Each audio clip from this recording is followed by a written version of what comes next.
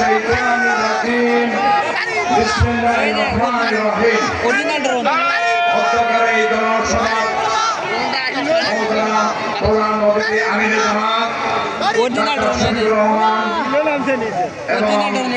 বিশেষ অতিথি আব্দুল হালিম ভাই সহ অন্যান্য নেতৃবৃন্দ গাইবান্ধা আমি সহ 5 আসনের এমপি পদপ্রার্থীবৃন্দ সম্মানিত গাইবান্ধাবাসী আসসালামু আলাইকুম ওয়া রাহমাতুল্লাহ। সে রব্বুল আলামিন দরবারে শুকরিয়া আদায় করি।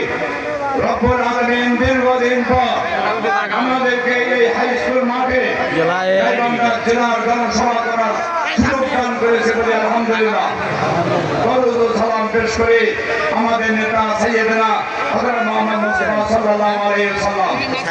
সম্মানিত ভাই বন্ধুরা, আজকে আমাদের মাঝে আমির জামাত এই প্রোগ্রামে হাজির হয়েছে। আপনারা খুশি না বাজার?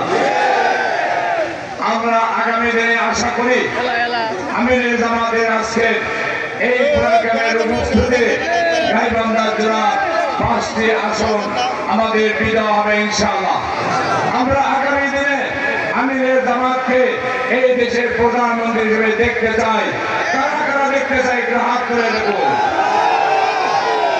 ভাই বন্ধুরা, আমরা আজকে আনন্দিত যে আজকে এই জনসভা আমির জামাত উপস্থিত হয়েছেন। আমি বিশ্বাস করি আমরা পলাশবাড়ি এলাকার লোক বেশি নির্যাতিত হয়েছি বিগত আন্দোলন সংগ্রামে। আজকে সেই পলাশবাড়িতে আমাদের রাজা আমির জামাত উপস্থিত হয়ে সেই নির্যাতন নিপীড়ন মামলা হামলা আমরা সব ভুলে গিয়েছি। আমি আর কথা না পারি আজকে আমি আপনাদের সকলকে নিবেদন করবো, আসুন সকলের ময়দানে আমরা বাকি কয়েকটি দিন ঝাঁপিয়ে পড়বো, আন্দোলন করবো, সংগ্রাম করবো। জনগণের কাছে গিয়ে আমরা আমাদের বক্তব্য পেশ করবো। জনগণকে আমরা আমাদের পক্ষে কথা বলবো।